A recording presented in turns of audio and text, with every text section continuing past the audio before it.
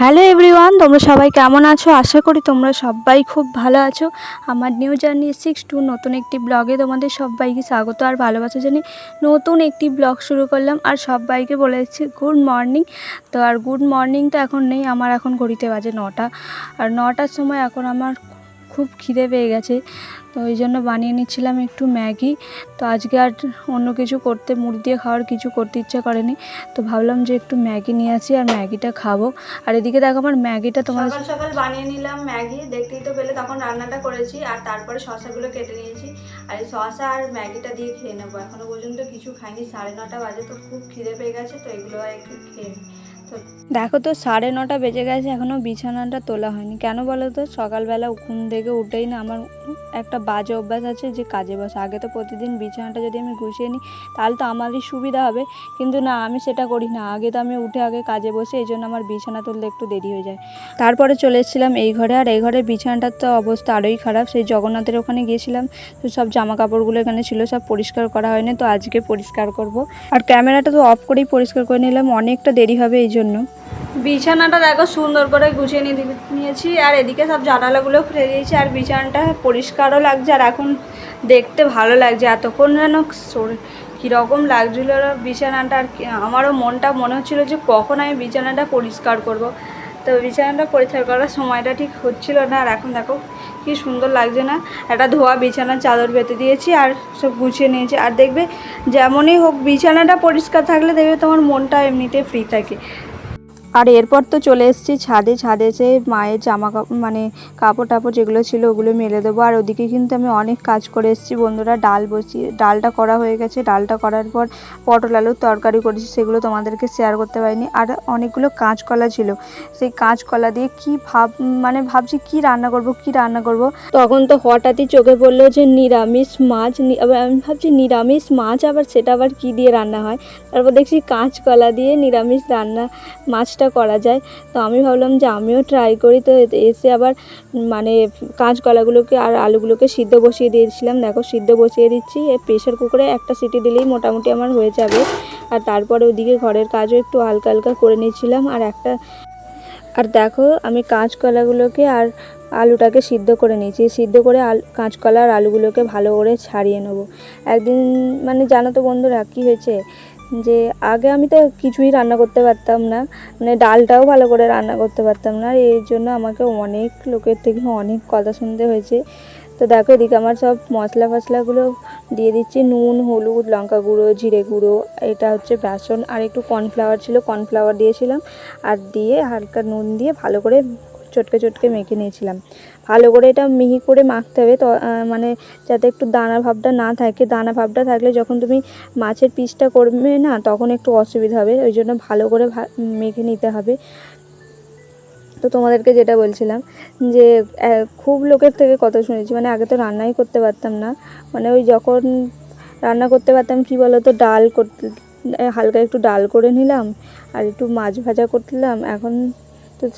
এখন মোটামুটি আমি সবই পারি। এখন বলতে গেলে আমাকে যা রান্না করতে দেবে আমি মোটামুটি তোমাদেরকে সব করেই খাওয়াতে পারবো।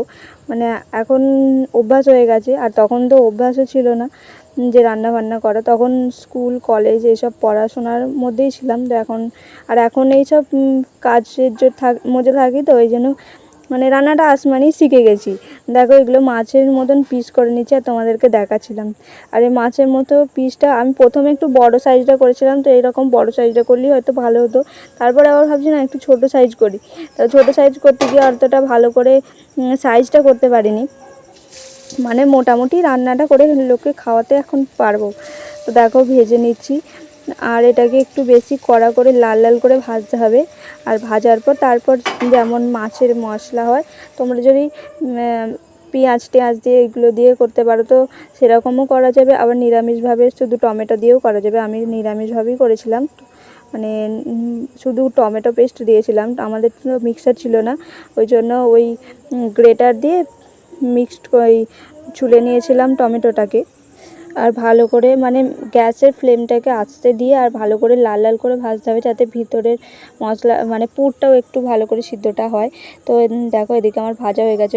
সবটা তোমাদেরকে শেয়ার করিনি, প্রথমে 4টে ভেজেছিলাম, বেশি পিসও হয়নি, 7টা মতন পিস হয়েছিল। আসলে 2টো কাঁচকলা ছিল। কাঁচকলাগুলো কেন ছিল বলো তো বন্ধুরা, কাঁচকলাগুলো আগের দিনে মা বলেছিল শুক্তো বানাতে, আর শুক্তো বানানোর জন্য থাকতে হবে যে ডাঁটা। আমাদের বাড়িতে ডাঁটাটা ছিল না, তো ওই জন্য করা হয়নি। আর তারপর এইগুলোকে ভাজা হয়ে যাওয়ার পরে দেখো অনেকটা তেল মেচে গেছিলো। তেলটাই কী করব, ভাবলাম যে বেগুনগুলো ভেজে নিই, বাড়িতে বেগুন ছিল ওই জন্য বেগুনগুলো আগে ভেজে নিচ্ছি। আর তারপরে তেলটা দিয়ে ওই মশলাটা কষিয়ে নেবো। একটু শুকনো লঙ্কা আর জিরা ফোড়ন দিয়েছিলাম, জিরা ফোড়ন দিয়ে টমেটো পেস্টটা দিয়ে দিয়েছি। আর তারপর তো নিত্যদিনের যে মশলাগুলো থাকে, নুন, হলুদ, লঙ্কা গুঁড়ো, হলুদ গুঁড়ো, তো ওই হালকা চিনি দেবে। তো আমার খুব ভালো লাগে হালকা একটু ঝাল ঝাল মিষ্টি মিষ্টি, আমার খুব ভালো লাগে। দেখবে আমি 2বার চিনি দিয়েছি, প্রথমে অল্প একটুখানি দিয়েছি, তো আমার বেশ ভালো লাগছিলো না, মনে হচ্ছিলো আরেকটুখানি দিলে ভালো হয়, ওই জন্য আরও একটু দিলাম। দিয়ে এটা মশলাটা মানে তেল ছেড়ে গেলে তাতে জল দিয়ে দেবে, আর জল দেওয়ার পর ফুটে গেলে ওই দিয়ে দেবে ভাজা যে কোপ্তাই বলো বা মাছই বলো, যেটাই বলো সেটা দিয়ে ফুটিয়ে নামিয়ে নিলেই কিন্তু রেডি হচ্ছে আমাদের নিরামিষ মাছের রেসিপি। তো এটা কিন্তু খুব সুন্দর খেতে হয়েছিলো বন্ধুরা। আমার সবাইকে দিয়েছিলাম, আমার কাকিমাদেরকে দিয়েছিলাম, কাকিমা ভাই বলেছে যে খুব সুন্দর হয়েছে, মায়ের তো খুব পছন্দ হয়েছে। মা বলছে এরকম বানাস না কেন, প্রতিদিন একটা করে তো বানাতে পারিস। আমি বলছি ঠিক আছে বানাবো। তো দেখো এদিকে আমার নাবান হয়ে গেছে। আর তারপরে চলে গিয়েছিলাম, অনেক কাজ আছে, গ্যাস ট্যাস মুছতে হবে। তারপরে এখন কিন্তু তাড়াতাড়ি করে নিয়েছি, আজকে অতটা লেট করিনি। অন্য দিন আমার প্রচণ্ড পরিমাণে লেট হয়ে যায়। আসলে আমি তো রান্নাই বসাই 11টার পরে, তো কাজে করি, কাজ করার 11টা সাড়ে 11টার পর তো রান্না বসাই, এই জন্য দেরি হয়ে যায়। আর আজকে আমি তাড়াতাড়ি কাজ থেকে উঠে পড়েছিলাম, মোটামুটি 9:30 10টার মধ্যে উঠে পড়েছিলাম। আর উঠে তারপরে আমি রান্না বসিয়ে দিয়েছি। আর দিদিকে আমি গ্যাস ফ্যাস মুছে নিচ্ছি। আর গ্যাসের টেবিলটা মোছার পর আর তারপরে ওদিকে তেলের বয়ানগুলো ছিল, ওগুলোকে একটু ভালো করে পরিষ্কার করে নিলাম। আর পরিষ্কার করে তারপর দেখো ঝাঁট দিয়ে দিচ্ছি। রান্নাঘরটা এই কাজ টাজ করলে না অনেক রান্নাঘরে অনেক নোংরা পড়ে থাকবে, তো এইদিকে ওই জন্য অনেকটাই নোংরা ছিল, অল্প নয় ভালোই নোংরা ছিল। আর 10বার কারেন্টটা যাচ্ছে আর আসছে, ওই জন্য দেখো আলোটা জ্বেলেছি, একবার নিচ্ছে আর একবার জ্বলছে। তো দেখো এদিকে আমার রান্নাটাও মানে ঝাড়াঝুড়িটা হয়ে গেছে। আর তারপরে তো আমার তখন দেখালাম না অতগুলো কাপড় নামিয়েছি, আর এই কাপড়গুলোকে সব মানে কাচতে হবে। আর আজকে কিন্তু কাচবো না, আজকে ভালো লাগে না কাচতে, পরের দিন কাচবো। এগুলোকে সব তুলে রেখে দিয়েছি, তো তোমাদেরকে দেখাবো। অনেক কাপড় জামা জমেছে, এগুলোকে সব কেচে দিতে হবে। আর তারপরে তোরটাও তো কী অবস্থা হয়েছে তোমাদেরকে দেখাচ্ছি।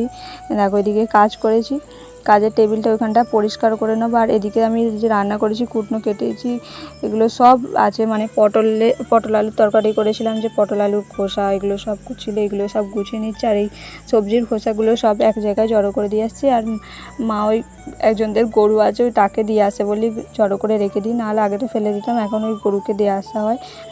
তো দিয়ে তারপর ঝাঁট দিয়ে দিচ্ছি, ঝাঁট দিয়ে পরিষ্কার করে চানটা করে নেবো। আর এই গামছাটা নিয়েই আমি এদিক ওদিক করছি। দেখো গামছাটা তো রেখে দেয়, আমি গামছাটা তারপরে অনেকক্ষণ পর রেখে দিয়েছি।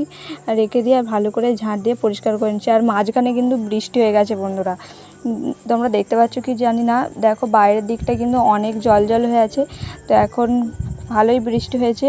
আর বৃষ্টিটা তোমাদেরকে আর শেয়ার করতে পারিনি, একদিকে রান্না করব না বৃষ্টি শেয়ার করব, তো এদিক ওদিক করতে গিয়ে তোমাদেরকে আর বৃষ্টিটা শেয়ার করা হয়নি। এই জলের মধ্যেই তারপরে আর কাজটা করছি।